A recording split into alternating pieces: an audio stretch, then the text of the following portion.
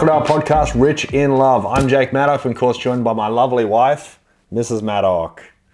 I'm a relationship coach, guys, that has successfully helped thousands of people attract their ideal partner. Today, we're going to be talking about work-life balance and relationships. How to prioritize your partner without sacrificing your career.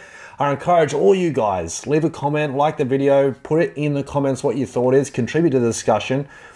I want to help you. I want to help you with your work-life balance, your romantic life. If you need help, book in a free call with me. MaddockCoaching.com. Book in a call. I want to help. Do you think many people find it difficult? Oh, we're filming. I thought you were just talking to me. That's how you do it, guys. Do you think many people struggle with a work-life balance?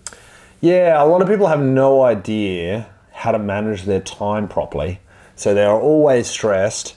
But the only thing is, it's not stress because they're getting a lot done either. They're running around like a chicken and achieve nothing.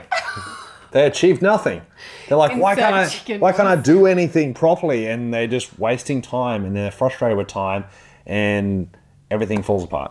How do you think maybe career ambition and relationship priorities sometimes, do you think that can influence any conflict in a relationship? Oh, most definitely. And it really comes down to a mismanagement of expectations and communication. So a lot of women out there, they go, oh, I want a really successful guy, someone I can look up to, a guy who's financially stable, that sort of thing.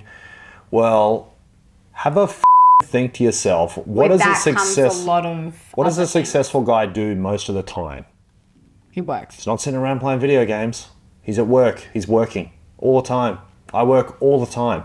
Yeah. If you're a successful, very ambitious fellow watching this, find a wife who's supportive in that, okay? I wouldn't be very successful if every 5 minutes my wife goes, why aren't you at home? What are you doing? Just complaining And also constantly. on top of that, find a woman that can manage expectations well, like is not afraid of standing up for what she would like. In the right way. In the right way, correct. 100%. You can have a 10 out of 10 business and be successful financially and have a 10 out of 10 relationship. You just got to do it the right way. And you got to be with the right person as well. Some people are not built to be with entrepreneurs or be entrepreneurs. Multiple times in a month, like I'll say to you from 6 p.m. on this night, you're not allowed to touch your phone. I need that one-on-one connection with you. Yeah. And I say, yeah, that's cool. Yeah. Easy.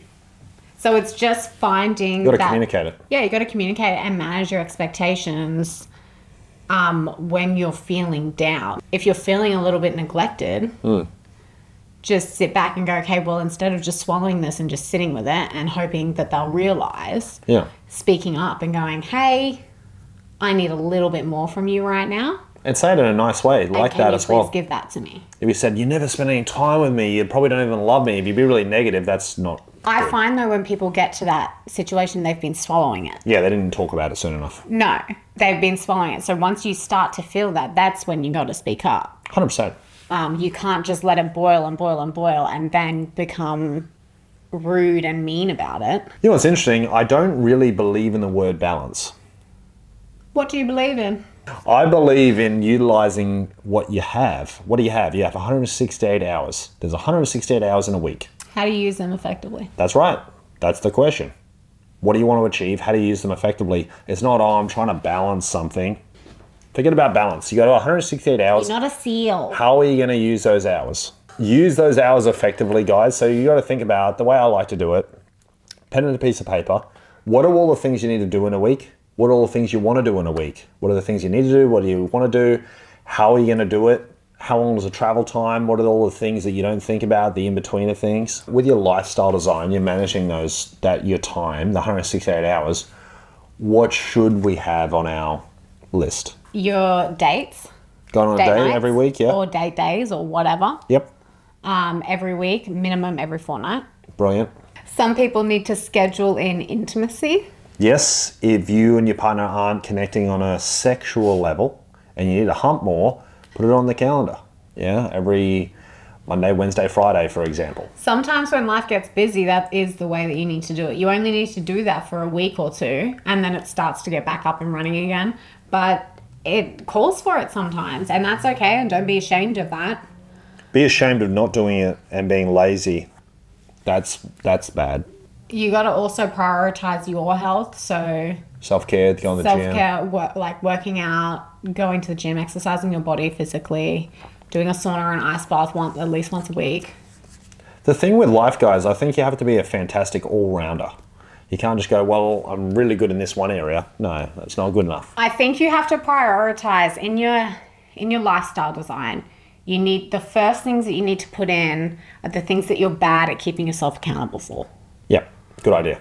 So the stuff that you struggle with getting done in the week, that's the things that need to go in first and foremost. Yep, if you have trouble and you never have the motivation to go to the gym, write it in there first. One of my sayings is any area of life you ignore will cause you pain. So you can't just be good at one area and ignore other areas. Those other areas are going to bite you. Do you think there's any signs that someone gives out when they're starting to burn out? Yeah, for sure. So burnout or fatigue, exhaustion usually happens for a few reasons. It's not from working too hard. It's usually from poor health or hormonal health. It's causing you to be exhausted. So you got to fix that, okay, because it's a health thing and it's quite easy to fix, but you have to do it. And secondly, a lot of people get fatigued or exhausted in a certain situation because they're getting frustrated mentally with it. It's not that they're working really hard on it, but So that they're lack like- of results. Yeah, so the passion for it, or there's not any results behind it, so it's not driving them forward. Oh yeah. If you work really hard on something and see no results, super frustrating. If you're feeling fatigued or burnout in work or anything, it means there's It's lack of accomplishment. There's a lack of accomplishment there. So you're not hitting something that you're desiring. So with your lifestyle design and work-life balance and all this stuff people talk about, they obviously want to spend more time with their families. Not many people go, well, I need to spend more time at work. Most people, I need to spend more time with my family, my partner, make my family go better. They want to spend quality time with their families, but what do most families do when they hang out? Watch TV? Is that quality time? No. What is quality time? Uninterrupted attention. So it's with like the focus. others, yes. Right. So if you wanted to have, so it's just, So if you want to have quality time with your kids, get on their level and play with them. It might be mind-numbing to you, but it's the best thing for them, yep. you know? You could do something exciting together. Like, do something that you both enjoy, Yeah. and they have an opportunity to connect with you on a level that they don't usually, or they usually can't obtain. What's your thoughts if a parent's always tired to do anything with their kids? I think it starts to build resentment for the kid, Yeah. like internally for them. My parents never did anything with me. Ever. They had no How'd interest. that turn out? Oh, you think you just don't like them. They're not very likable. I think it's important to prioritize quality, uninterrupted, focused time with every individual in your family. Yep. Like your relationship, we've said it before on many of these podcasts and many of our videos, the relationship between the two parents is the first and foremost relationship. So you need to put that at the forefront of the family unit. So that is the first one that comes forward, because if you aren't united as a front, you start to fracture, and that's when bad things start to happen, leading to separation, divorce, all of that bad stuff, which is not good on the kids anyways. So Well said. We hold ourselves and each other to a high standard. Everyone is so f***ing soft these days. Like, oh, well, you see You these know couples, they're like, let's say, what percentage we are each day so the other person can pick up the slack. What the f***?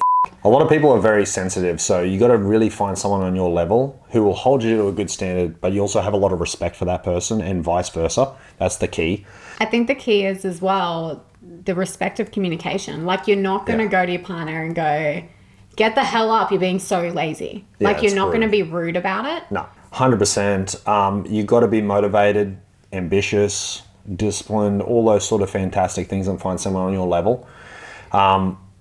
Birds of a feather flock together, yeah? So you get lazy slobs and alcoholics who like to hang out with each other. You move to people that are on your level. Yeah, if you want to be a champion, you got to find someone on your level as well.